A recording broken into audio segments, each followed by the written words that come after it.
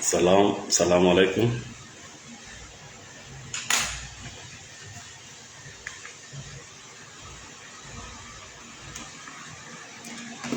Namna Selli Thérapie depuis Conakry, aujourd'hui le 14 6e mois 2022. Menen salmina nokko ka wondon menen lando sita hidon be jam ande kadi menen subani en yoga e tobbe bi iznillah den waweten sendude. Good morning my brother No Jallo, merci.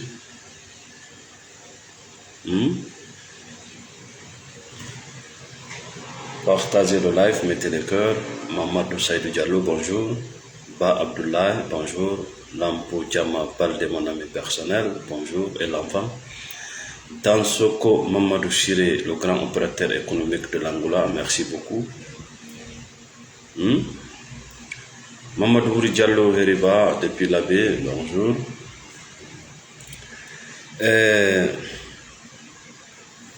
O adna mo wonde nge mun do wallahi billahi tallahi si a heɓali ko wiyete ko pinal, a heɓali ko wiyete ko la spiritualité, a wure gurda sattuɗam. Mohamed Diallo,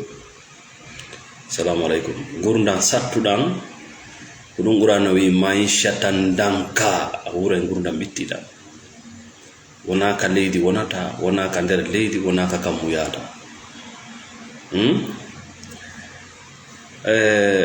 Nafi ɗum Allah tagirma, nafi ɓittingol ma, nafi sattingol ma, o nafi sunnugol ma o tagirma. Mi fillito Allah tagirale ma fi ɓittingol ma, o tagirale ma fi sonjugol ma, o tagirale ma fi sunnugol ma. Ça, ce sont les pensées des pervers, ce sont des pensées des religieux bornés. Ndaro si tawi acto anga tagede parce que ko an woni la dernière créature, ko an sakkita tagede no mari cause. Ko an sakkita tagede ɗum ɗon holli ko atta tagede kon fof ko fiya aru tawa no waɗi pré.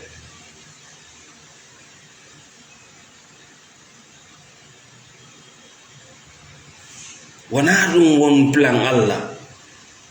o waddirali kadi diina makko kan fi ɓittingol fiya yaltu e aduna o, fiya pottito aduna o, fiya hawgo no o tagata aduna on fi ma o adda diina kan ɗon diina añana e aduna o no hakkil wata jaɓude ɗum ɗo. Allah tagata aduna on fi ma o adda kanko diina iwa e makko inna terto aduna o non yaada wawata yaadude. Donc spiritualité, gurdan ko wiyete ko spiritualité on, gurdan tawhide, gurdan ko suuɗi kon e bani adama, wallahi ɗum ɗo raɗota koma itte aduna o par ce que ko a aduna o, ko a aduna ko a goɗɗum, ko a pièce ɗum aduna. Heno ko Allah wiyen ko e mayri mi tagi o leydi ndin, ko e mayri leydi ndin gonɗo jeeya ko aduna, ko e mayri wuro ton, ko e mayri kadi mi immintinta o ɗum sa fokkiti ka kammuta naɓornawna sen. Tout se passe ici. Donc la spiritualité, merci Binta Diallo, la spiritualité dina gonga yanko wankan kañum ɗaɓɓaya yaltu e aduna o, ɗaɓɓaya dogu aduna o, ɗaɓɓaya añu aduna o, par ce que ko an woni aduna o.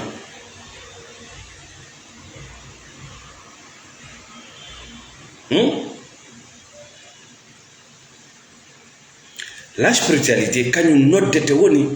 fiya andu gandal luggungal ko hunde woni aduna fi honɗum moƴƴere ma nden ko ɗo rematande so jamma on ko ɗo rematama. Merci Mariam Ba depuis Danemark, Mouktar Diallo. Donc la spiritualité c'est très simple. Eto andina ɗum ɗo ɓe ngurema ɗum ɗon gonga. So andina so sa andinali ɓe ngurema nden ko honɗum woni gonga kan ka dina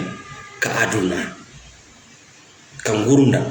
duniya wiya ngurdan aduna ka ngurdan diniya ka ngurdan dina a andinama ko honɗum woni nende a andinali gonɗum gannangal yimɓe go aroya andinama ko honɗum woni batidi ko honɗum woni fenade. Il n'y a pas de vide dans ce monde. Ko amma hebbinira ɓernde ma nde ko laaɓi kon ma hebbinirande ko tuuni kon. Il n'y a pas de vide. Joni ƴetten ɗo misal ko mbinum ɗo ko mbinin si mi waɗi joni ndiyam nder ga mi waɗi ndiyam ha ko heewi en innay ko heewi ndiyam si mi wayli ndiyam nan en innay ndiyam nan ala nder to mais est ce que goɗɗum ala nder ga goɗɗum no nder ga ko no nder ga hendu no nder ga. Donc en réalité il n'y a pas de vide. So ɓe inni tu es vide ko seke ko nafata ko woni nder to.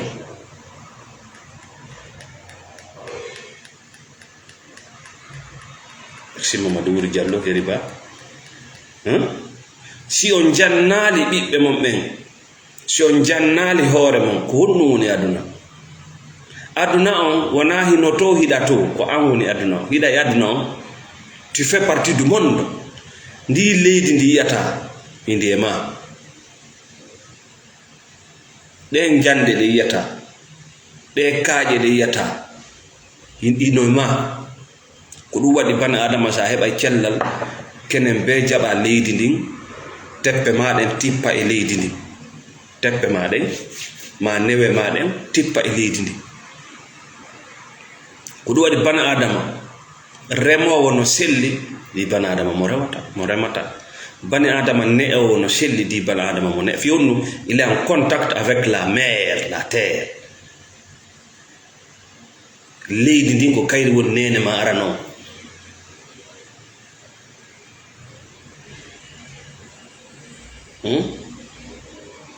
ko e mayri ittaɗa kayri attimma jibinde ko e mayri wurata kayri wernuma ko e mayri surretaɗa ko e mayri immintinteɗa. Donc sa fokkiti ka kammuta naɓora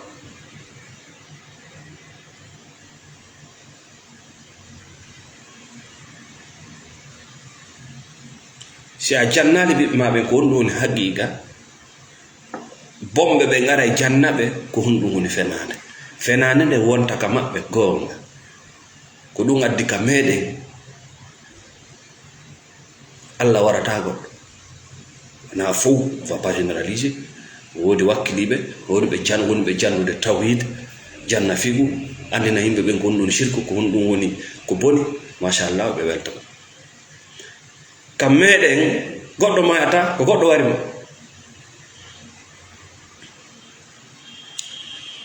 goɗɗo waɗata accident ko goɗɗo waɗi mo accident goɗɗo voyage ata ronka artude ko goɗɗo lampimo ceke yimɓe ɓe jaɓal taw wonugol bani adama ko wonugol ko fowno ndaaru ko français jom wi ko être humain a janga école ha gaynaɓe firantama ɗum être le verbe être quoi humain o won neɗɗo ko fof noon wonu neɗɗo lanni mais sa inni a wonay diina yanko a wonay e o association a wonay e nde fedde a wonay e o mafia a wonay o jurriya a wonay taniraɓe waɗi a wonali taw neɗɗo konto ɗum darata yo be human being be sinnama adam ko leydi woni adama wonu leydi jaɓu ko a leydi mais sa wi ko a kammu hiɗa heɗa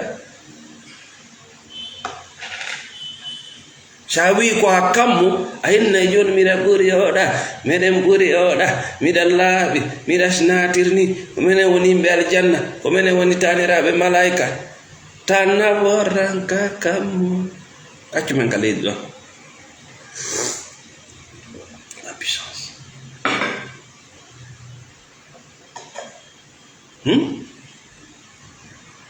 wonu neɗɗo être humain yaw première année ha université ɓe haalantama wonu neɗɗo wonu mathématicien wonu philosophe wonu comptable mais sa wonali neɗɗo ko honno wonirta ɗi piiji ɗo oto on ngal hingal woni oto ngal ala probléme ngayyuri no woni ngayyuri fello no woni fello leggal no woni leggal condu no woni sondu bani adama no wi jaɓali wonugol bani adama taw no jiɓi noon ko honɗum waɗi sino tampi maïcha tan dakka no soñi par ce que si a woni bani adama goto goɗɗo watama sendude sa jaɓi sendede ɓe innima ko a malaika ko a taniraɗo waliyaɓe ko a kammo ko a aljanna ko a fuu ko a fa si probléme ji ɗi ngari wona a goto hiɗa ɗuuɗi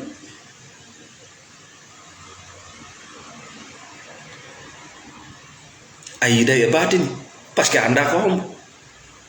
a yiida e mbile a anda ko hombo a yiida e pervers narcissique anda ko hombo a yiida e religieux anda ko hombo sa jaɓi wongol bani adama haray a jaɓi wongol suɓotoɗo a jaɓi wongol tedduɗo a jaɓi wonde jooma dimu ko bani adama tun jaɓata weddagol kanko tun o jooɗo o miijito o accita goɗɗum o ƴetta goɗɗum ça c'est l'être humain ko bani adama tun mari un pouvoir le pouvoir de la transformation wayramo hande ko ɗum ɗo janngo tawama ɗum ɗo y a pas de limite à ta transformation ko a limitata hoorema est ce que ɗa wawi memde kammugo ko ley limite woni amma dow ko an andi ko on to faala e yawde min ñande goo mi juhatala ka goɗɗo inela ngo tufi kammugo ngo feƴƴi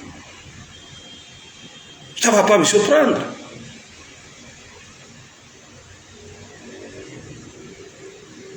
sakhara lakum Allah eltani on kala ko woni ka leydi ka maaja ka kam donc y a pas de limite ko ɓaya jaɓali wongol bani adama ko ɗum waɗi sa heeɓi moƴƴere nam ko wakkilare am ko barki sa heeɓi sonja ko cheytan andi wona am ɓe geran wona am ɓen natata aljanna kala katinotoɗo natata aljanna sa heeɓi moƴƴere simi mi heeɓi moƴƴere ko nawna selle yomi feetu simi heeɓi sonja ko nawna selle c'est ça humain ko ɗon bani adama la responsabilité mais simi heeɓi moƴƴere komi si tampere ari ko kawtala ko benga ko gere ko jon komin jelo simi ɗuuɗi ɓe mi huwondirta ɗuuɗay baatin mbile pervers narcissique musidal bongal Ibrahim Dixi merci Jani Broual Lajiso Mounaba gurdam spiritualité c'est-à-dire spiritualité ko ɗum woni wonki dina ka religieux ko ɗum woni copie dina ka nde wonno dans la spiritualité c'est un travail ko golle donc buy suuɓi copie on non ka spiritualité c'est la transformation et l'acceptation car religieux c'est la copie et le contrôle religieux ko woni golle maɓɓe ko contrôle parce que ɓe loyi pervers narcissique neɗɗo fasikijo ko woni contrôle il faut tout contrôler parce qu'il est faible sa landike religieux jo ko kamɓe woni autorité on duwaɓe wallinde ko honno duwaɗa wurirde ko ɗum waɗi ɓe ɗaɓɓa tun doole ɓe ɗaɓɓa tun ko doole ko ɗen doole ɓe faalete gollitirde e gurdam maɗa itte e wonnugol bani adama Allah wi faman shafala ɗo jafal Dieu n'en a pas besoin de ce contrôle. Faman sha'a falyu'min. Faman sha'a ko ɗum Allah wi hiɗa faala afala kater. Le religieux, du fait qu'il est faible, ou il a le Congo, parce qu'il ne travaille pas.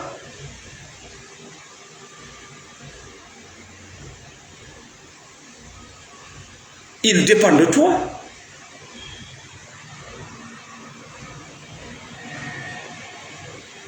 Il dépend de toi. Il vit de ton sang.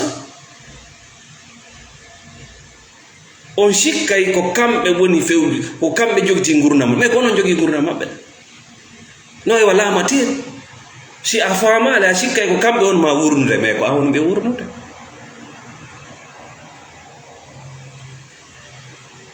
le religieux le pervers narcissique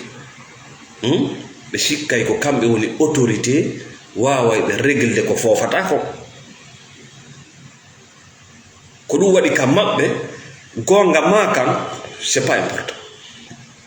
miijoji ma ɗin c'est pas important ko yewtata kon offense ay ɓe ça leur dérange parce qu'ils n'ont pas été des humains d'abord ɓe wonani neɗɗo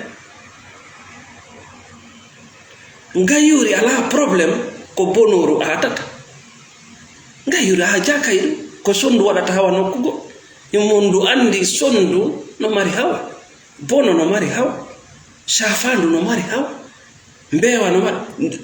kulloy koy ka ɓuroy kun kala no jaɓi wonugol kullum ɗaɓɓayo gokkungo deƴƴu fiyo kun woode si a jannali ɓiɓɓe maɓe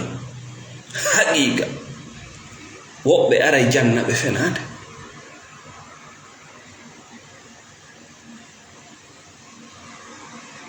merci Thierno Sadou Ba depuis Guinée-Bissau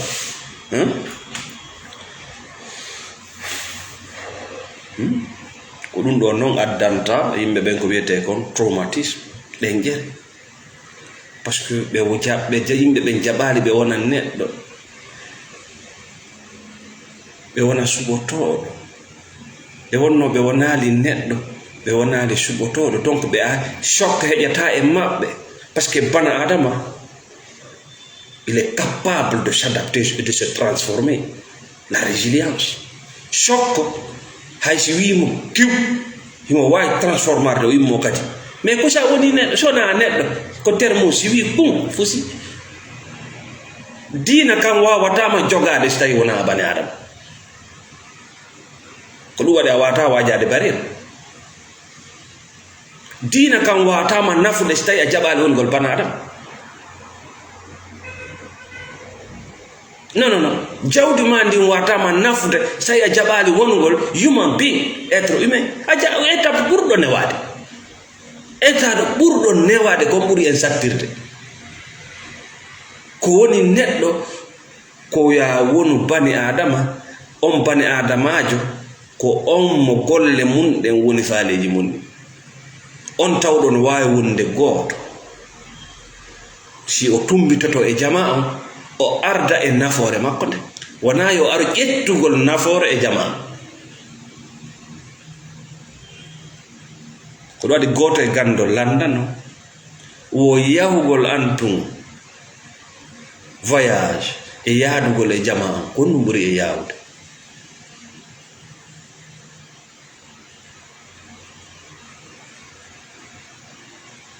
wondugol e hoore ma e wondugol e jama on ko ɗum ɓuri moƴƴude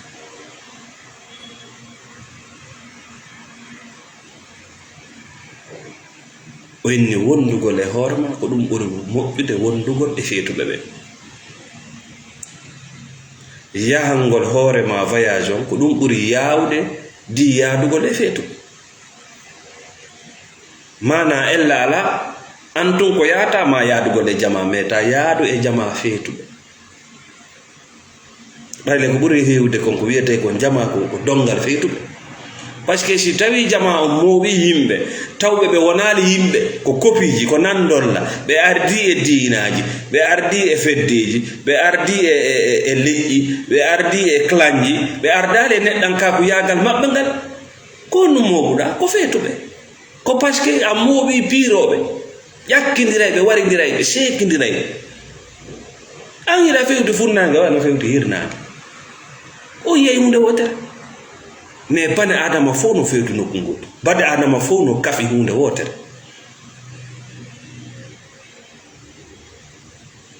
fof no yiɗi teddinede fof no yiɗi famede fof no yiɗi jentede fof no yiɗi moƴƴere fof no huuli tampere koko kafuɗen fof no yiɗi harande fof no yiɗi huuli heege fof no yiɗi suɓagol fof no yiɗi ɗanan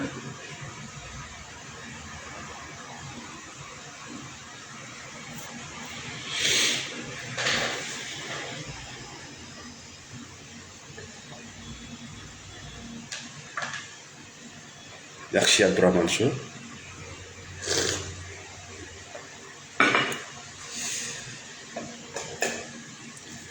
are ko wiyete kon la spiritualité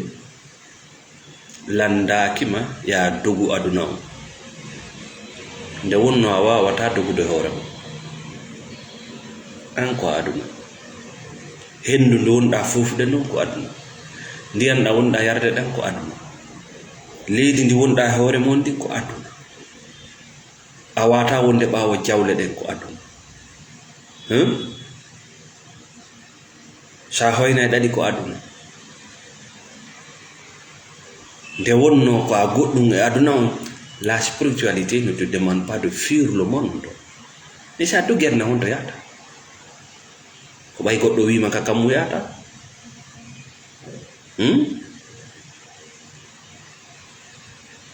sa a yehi e ɓurure ko aduna wonɗa e mo sa naati e fammere ko aduna wonɗa e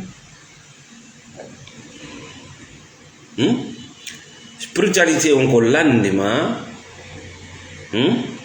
ko nodda e ma ko faamugol aduna o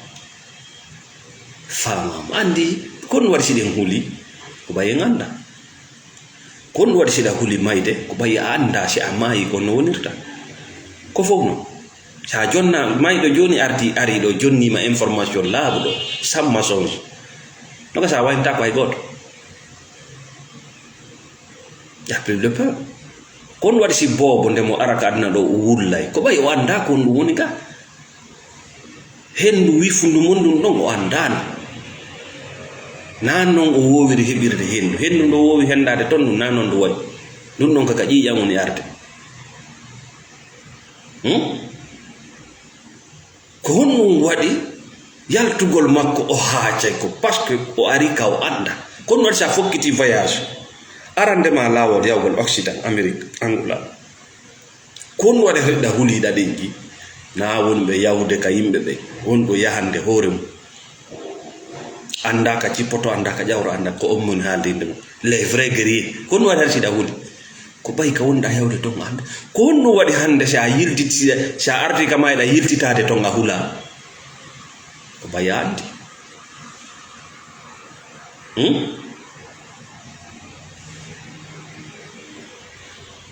donc la religion, la vraie religion, la spiritualité landakima doggugol ko faamugol nde religieux on landino yimɓeɓe doggugol aduna o koye jungo batin e jungo bile e jungo moccoɓe fenoɓe koye jungo ɗum ɓe yani e jungo arnaquere e jungo pervers koye ɗum ɓiɓɓe maɓɓe ɓe yani dogotako merci Mamadou Yaya Baldé na ko dogote ndaru leydi ndi ndara kammu ngu ko ɗo waɗi si Allah inni fof no rewdem par ce que leydi ndi e kammu ngu c'est une chambre c'est Dieu ko chambre goto si a jaɓali yaltude ley kammu ngu ko chambre goto ni ko plafond on sottiɗa dow ko hakkude ɗo wonɗen donc iɗen jaɓi laamu Allah ngu même si Mamadou Saydou depuis Paris yiɗa jaɓi laamu Allah ngu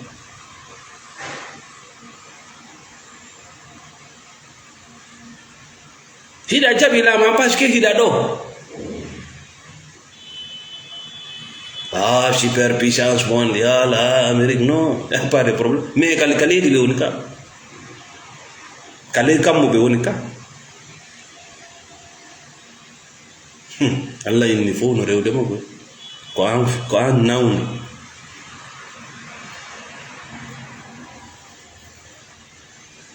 tout le monde adore Dieu no gasa non no wona rewrede non goddum no mari joddi goddum ala joddi goddum ko yidugol goddum ko force mais tout le monde adore Dieu ay fo no jabi wonugol kale kam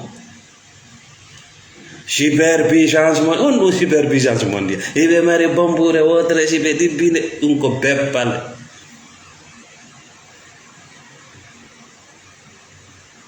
goɗɗo mo waawali andude weeti niɓɓi an waawali andude ko ɓuri e fanɗude ka hoore leyɗo le virus ñawdugol ɗum ko tawata sate panique ndem bombure ala nde bani adama accitata ko woni kon ka hoore leydi fof maya c'est des mensonges yaltin ɗum ka ngaari ma personne ne contrôle ce monde ɓe yimɓe ɓe noon ettoto wano o religieux ko ɗum woni golle maɓɓe hiɓe sikkude ko kamɓe woni autorité divine ka hoore leydi andinoɓe yimɓe ɓen ko ɗum woni réalité ko ɗum waɗi an gonga ma kan e réalité ma on e aada ma on ɓe konta ɗum ko goɗɗum kono noon ko an andintaɓe wona kamɓe taki mi nama ɗo ya yawi en na lanɗo ma mawɗo ma hoorejo ma je parle de l'éveil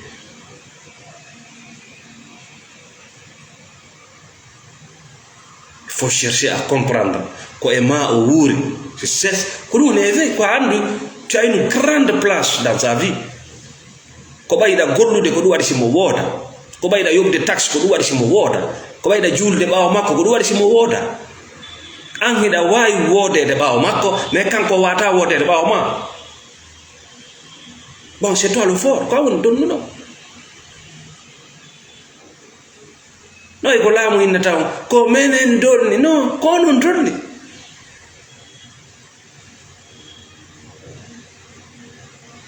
onon hiɗon wawi wonde ɓaawo ma kamɓe ɓe wata wonde ɓaawo ma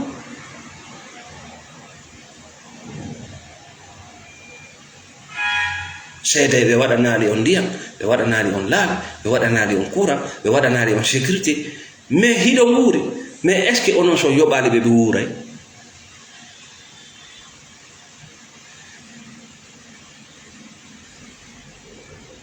ɓe ala yettinde yewtere mon nde si ɓe nulama e moɗon ɓe ara ɓe haala mais onon so nuliɓe e woɓɓe ɓe haalata mais hiɗon wuuri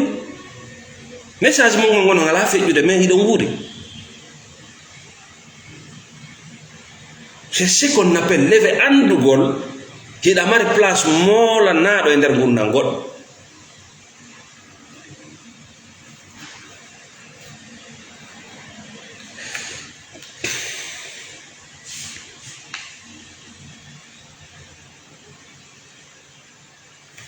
kala noon tawɗo moƴƴere ala e makko ka nder ɓengude makko haray moƴƴere kadi wonata e makko hakkude yimɓe ɓe kala ɓe yiiɗa lamɓe woni ko politique ma ko religieux ma ko musidal ma ko association ma ko mafia tawi tuma mari pouvoir de décision ka nder suudu fuɗɗi si o ala moƴƴere ka ɓengure makko nden andu o heɓata moƴƴere ko halfinɗon mo ɗon kadi marsata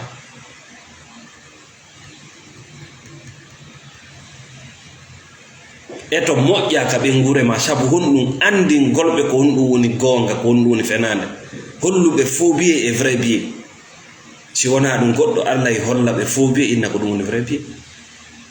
ko waɗi si ɓengu ma no dogude ɓaawo batini ɓiɓɓe ma ɓe no dogude ɓaawo mbile iɗon doga ɓaawo moccoɓe pomɓe iɗon doga ɓaawo religieux ɓe tawɓe ce sont des PN ce sont des pervers narcissiques kono ɓe gollirta jonnon ɗo toɓɓe tati ma nayi les PN ou les religieux narcissiques ko honno ɓe wayi par ce que sa humpitaki masque maɓɓe on ko suuɗi kon ça sera très difficile pour toi de vivre une vie de paix a wuuray to e maysata dakka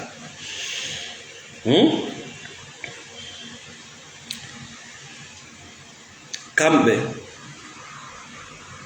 ko ndaygu ngum ɓe suddiri majjere maɓɓe ɓe tari ɓe jogi majjere ɓe jogi niwre hulɓininde te ɓe anduno ɓe jogi niwre hulɓininde ɓe ƴettoyi ndaygu ngum ɓe ari ɓe suddiri niwre maɓɓe nde ko ɗum waɗi so ɓe yewtima fi Allah fi nelaɗo fi musidal fi enɗan a famata par ce que ko ndaygo mo innima Allah ko ndaygo mo innima nelaɗo ko ndaygo mo innima enɗan ko ndaygo ko Allah wi yo ɗum tokke na bani adam ko ndaygo mo halanima fi moƴƴere ko ndaygo kono ko ɗum mo ƴetti mo suddiri niwre makko nde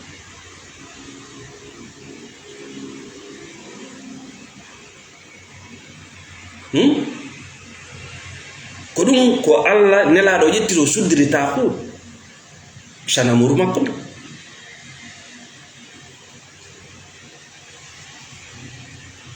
ɓe ƴetti giggol ɓe suddiri ngayngu himo mari ngayngu wala hattode himo joganima ngayngu wala hattode mais si o suddirali ngayngu giggol c'est des problèmes a wuuray ha maaya ɓe heɓantama kilo tew kono sa maayi ɓe hirtay nagge heɓa siɗa jogi fleur jonno giɗo ma on fendo mo wuuri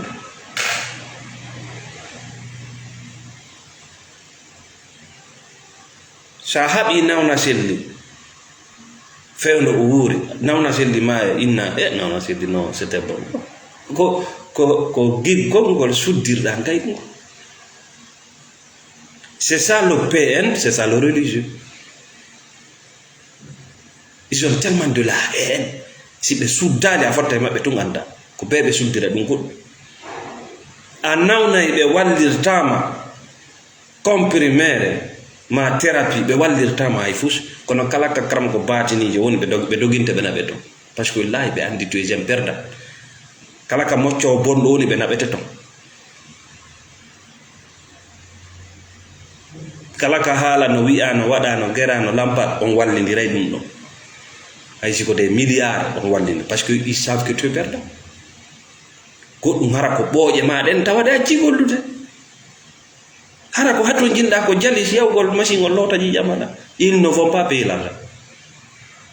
mais si nagge landama yo hirse fi ittangol mo sadaka e gollo feere ko giggol ngol ɓe ƴetti ɓe suddiri ngaygu ngañ yite wonge e maɓɓe chaque on appelle le PN les religieux ils ne vivent pas dans la spiritualité ça ne les intéresse même pas ce qui les intéresse c'est le contrôle ko ɗum waɗi a sikka hiɓe yiɗuma mi woliri Allah taguɗo la ala giɗo sona Allah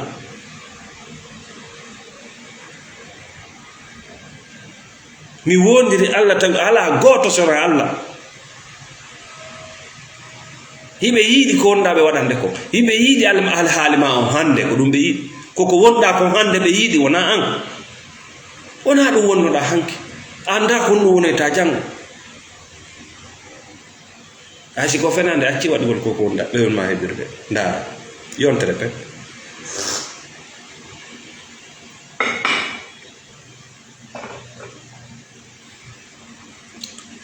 ɓe suddiri ƴakkoru maɓɓe non giɗo jaatiki c'est à dire prédateur andi kulloy goo no ka burure ko kulloy goo ñamata ɗum enta prédateur ngayu ko prédateur bono ko prédateur bolle ɗen ko prédateur c'est à dire ko gokkun koyɗi o ñamay koye huuɗo koye koye ñamata ɓe suddiri noon on ƴakkoyagal maɓɓe ɗon ɓe suddiri ɗum ko en hunde wotere ko en nene goto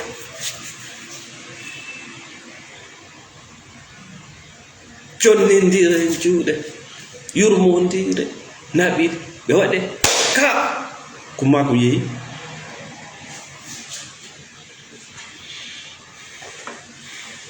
ñande waynodirɗa e koko joguiɗa ngal cellal ma ndi jawdi ma ɗe hakkille ma nde ñande anda ñande yanda e dépression mental ɓe ƴettete kadi ɓe naɓe ka batiniɓe ɓe na dow ka heɓata lekki sa yewtiɓe fi thérapie ma sa yewtiɓe fi lekki ɓe nano sa ko minen gandi non ko ta hunde luttu hay kasange ara mayi kasange ma on ɓe ɗuyta e mbuɗi ɗi jonneteɗo coggu kasange ma on si o yeehi oɗo métre on ko jeli oɗo métre on ko 15 000 kono noon ɓuuri moƴƴude oɗo ko jeli oɗo ko 10 000 oɗo ko jeli oɗo 4 700 wara winna ko 15 000 hay kasange maɗe mo ɗuyta e mbuɗi c'est qu'on appelle les prédateurs.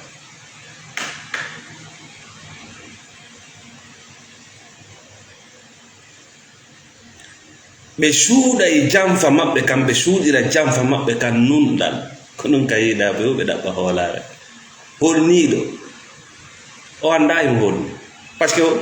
o annda koni hutare o ɗaɓɓata ya hoolon holniiɗo ɗaɓɓata ya hoolon ko ɗum no wayi wa goɗɗo ko o woni kon o innata ko ɗum kisijo wiyata komi kisijo ha jakayɗum ayiye mo tun annda kono yakkajo ayi mo tumo yahi battodire to no o haalirta noon no o anna e ko no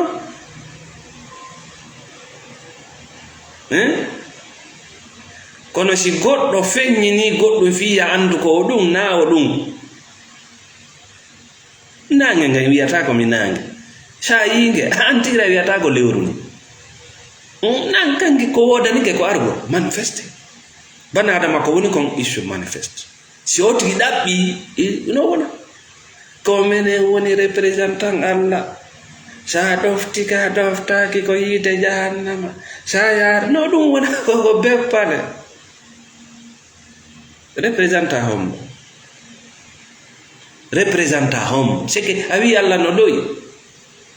ɗum ɗo ɓe parce que la représentation c'est une faiblesse.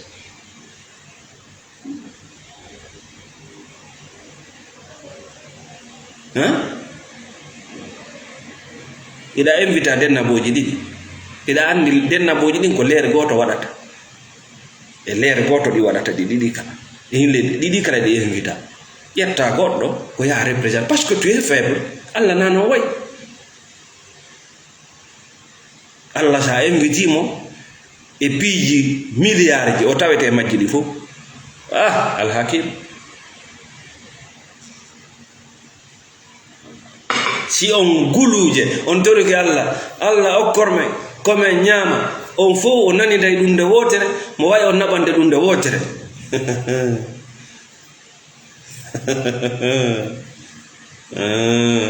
ko ɗum Allah inni o hulali Allah no o duwa hulirede non c'est à dire yimɓe ɓe no ƴetti kulol bana adama sikki ko kulol Allah ɓe suddiri yorugol ɓernde yurmede ɓerɗe maɓɓe ɗen no yoori wa kumbini mum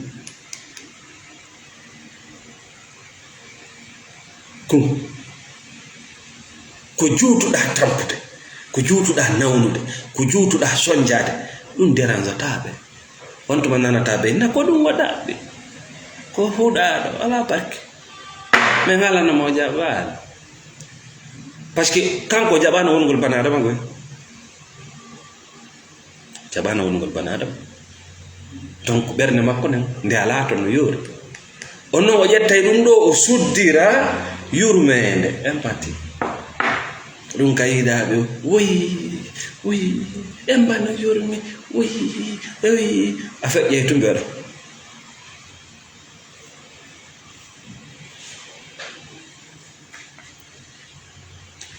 ɓe soddira ƴettugol jonnugol sa yiɓe a sikkay ko jonnoɓe mais ko ƴettoɓe yiɓe wayi nana dammiɗi nenna ɓe walli men himo yurmini men ɓe o ƴetta joni bikku mako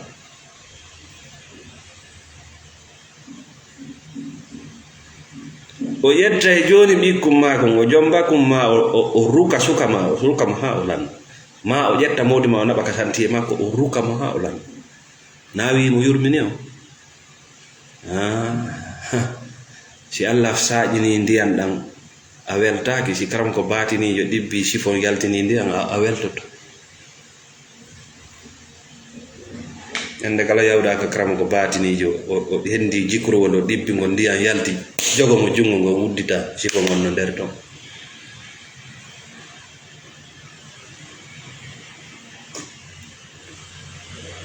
ñande kala yawda ka karam ko batinijo yaltini kesum mbuɗno ton jogo kun kesum ɗaɓɓitu ɗimmum ngun ma waylita kun ko defas ko amma ko ɗimmum kun no suuɗa on appelle ça un changement ma kun kesum ɗon ko deux phases tuma kala yawda ka karam ko batinijo yaltini kure nangumo koye kanko jogui kure ɗe naga ɓanduma iwi ko peppale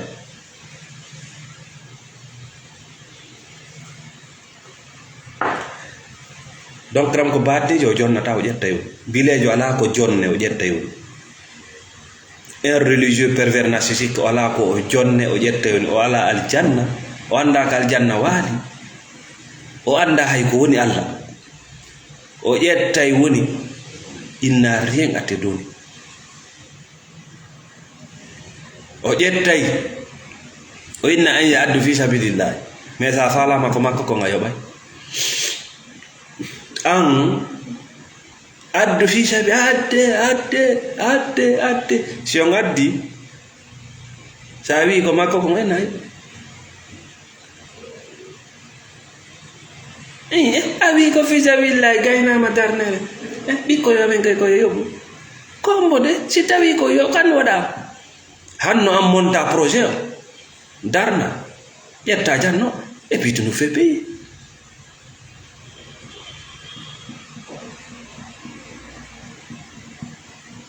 a wi ko social haɗe wona social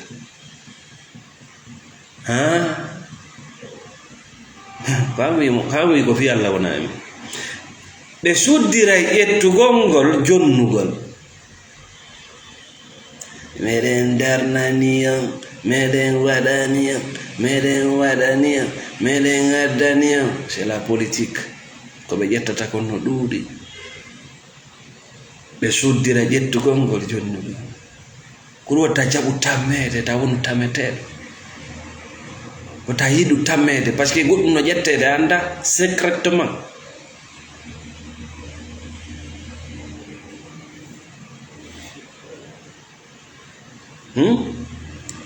ɗum ɗo noon merci Massalou Diallo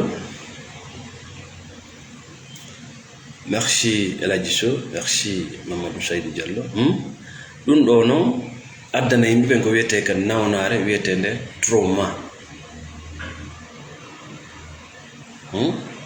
nde addana yimɓe ɓen ko wiyete nawnare ɗenƴere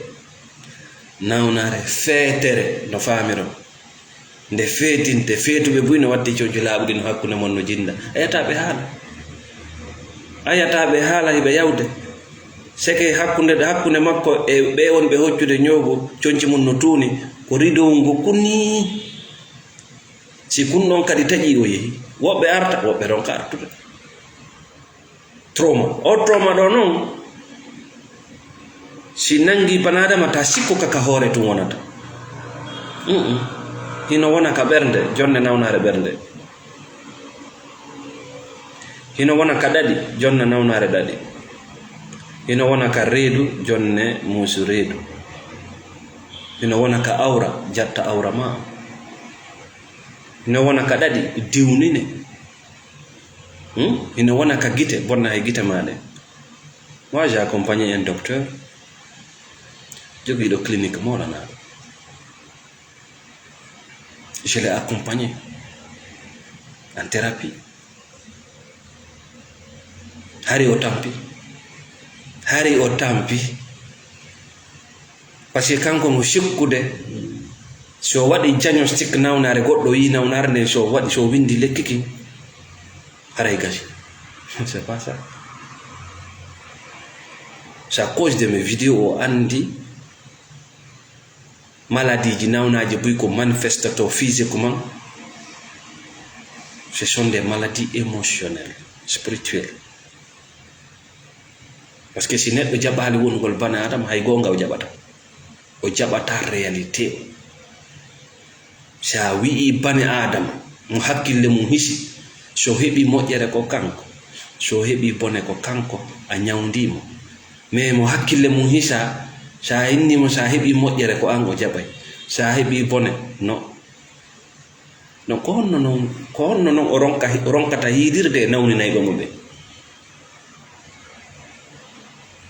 innoma ko yaaye ma ko bappa ma ko kawu ma ko bem ma ko kenan ko ɓen ko taƴoɓe en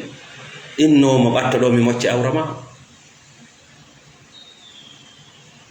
ça ce sont des gens qui produisent des énergies négatives konko ɓe wutta e ma ɗon ko énergie négative ɗon wuttude ma na wonde ɓe mari doole ɓe ala doole mais du fait qu'il travaille avec le mensonge fenande wonata ka gonga woni dès que le mensonge rentre la vérité quitte dès que la vérité rentre le mensonge quitte ɗi wonata nokku gotum e boîte goto neɗɗo jaɓuɗo gonga a jaɓay gonka tu fenande yaha a jaɓay fenande tu gonka yaha c'est automatique no waɗi courant jogiiɗo fasiji ɗiɗi sa ƴawni ko fas goo sa jippini a waɗata ɗiɗi kala na ɗum nge huɓɓay siɗi fotti nge huɓɓay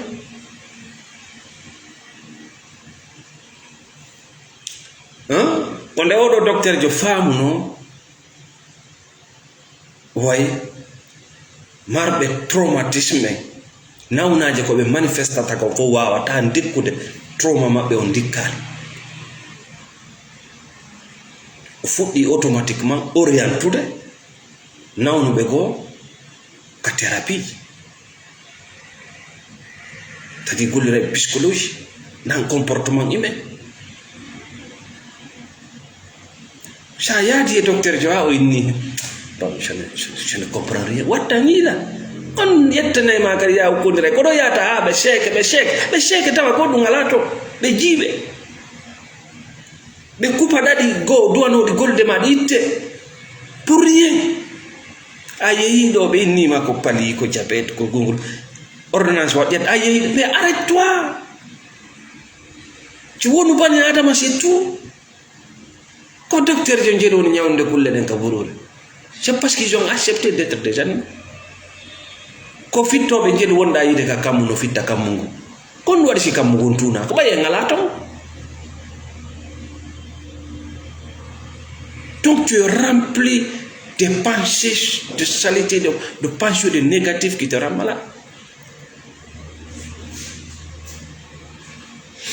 wona hoore men nden to woni rondade ɗum ɗo no feƴƴa sa heɓi stress balɗe ɗiɗi balɗe tati a accitani 7 jours a accitani 14 jours woni dépression mentale a nawni gandi ndin déconnectoto e ɓandu ɗum occupe e hare mo woodata automatiquement dépression attaque ɓernde maɗa attaque ɓoƴe maɗa a yejjita yarde ndiyam si ɓandu ɗum landike par ce que gandin dowama informude a ɗon ɗama ronka yarde ɓoƴe maɗe boni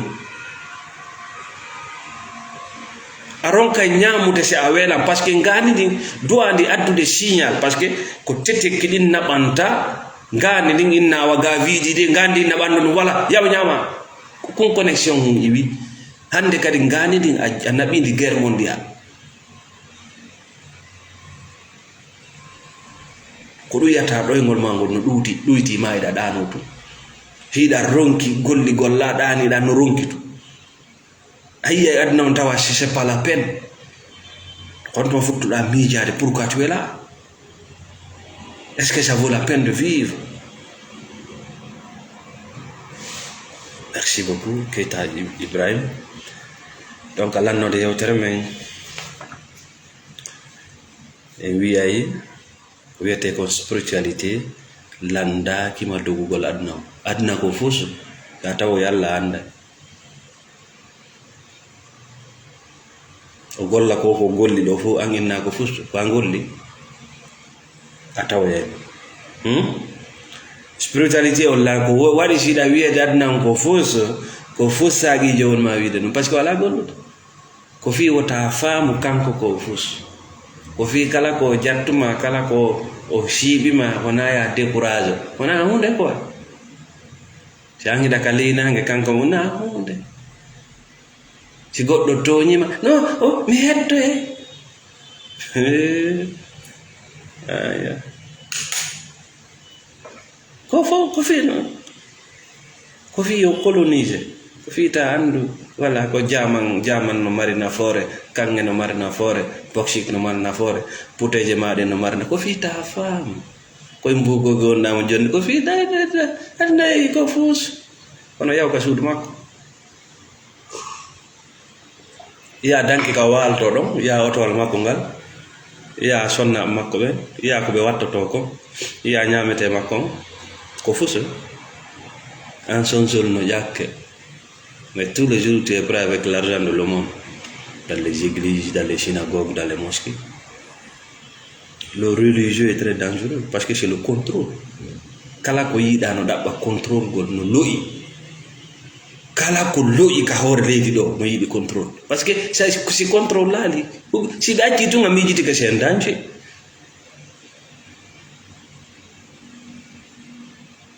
C'est pour cela ils vont travailler avec la mafia, ils vont travailler avec les pouvoirs, ils vont travailler avec les forces de mal pour t'éliminer. Ko fi ɓay anga yii wota eto goɗɗo goo yiya ɓe wurira onda goɗɗo ɓe jamataya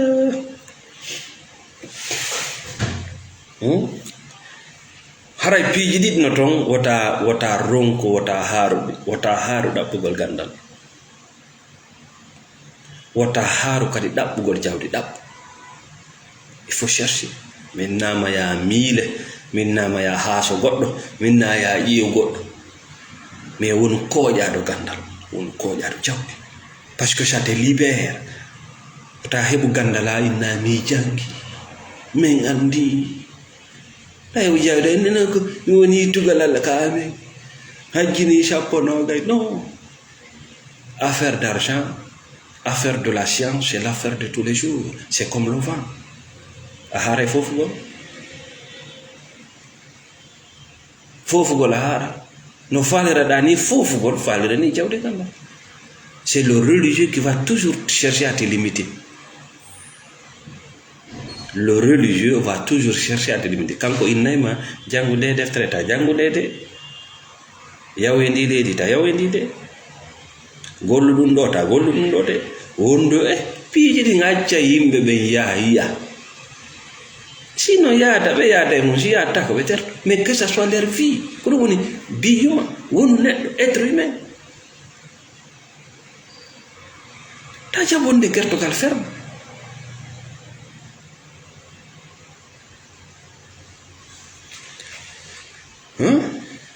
Kalannode yewtere men e wiye si tawi hunde a watande huɓindade ina duwande liberté. Je répète, kala hunde tawde an a wawatande huɓindade comme ça. Kala hunde tawi no feƴƴi jungo mango hiɗa duwa soit libéra hoore ma e mayre ma libérade ɓuttinanade quoi.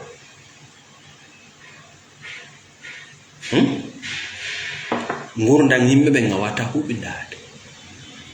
ko yimɓe ɓe haalata ko wona kondule ma namde ko na ko wata huɓidade miijoji yimɓe ɗin tunuɓe wata wono religieux a wata huɓidade gen nangue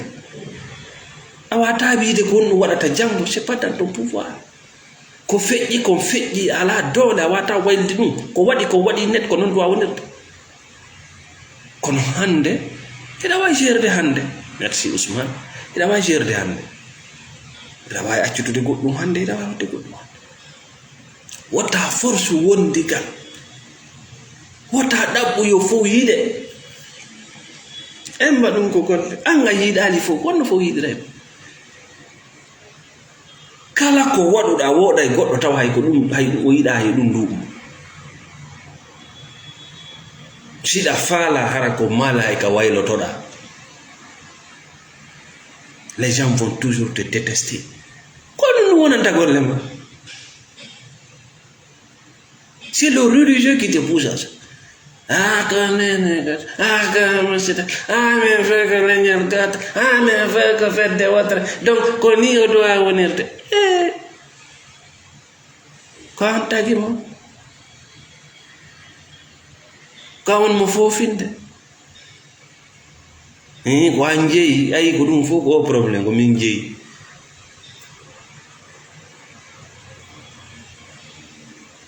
jeyal hono jewɗo ɓernde ma nden no pompude ñande o ñande ina andi ko onno wonde bombinde ina andi ɓooje maɗen 24 heures sur 24 no lowtude ƴiƴam maɗa nga heere maɗe ka woni gollinde ɗum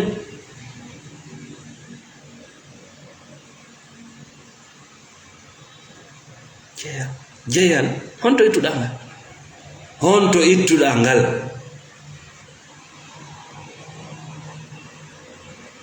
coɓuti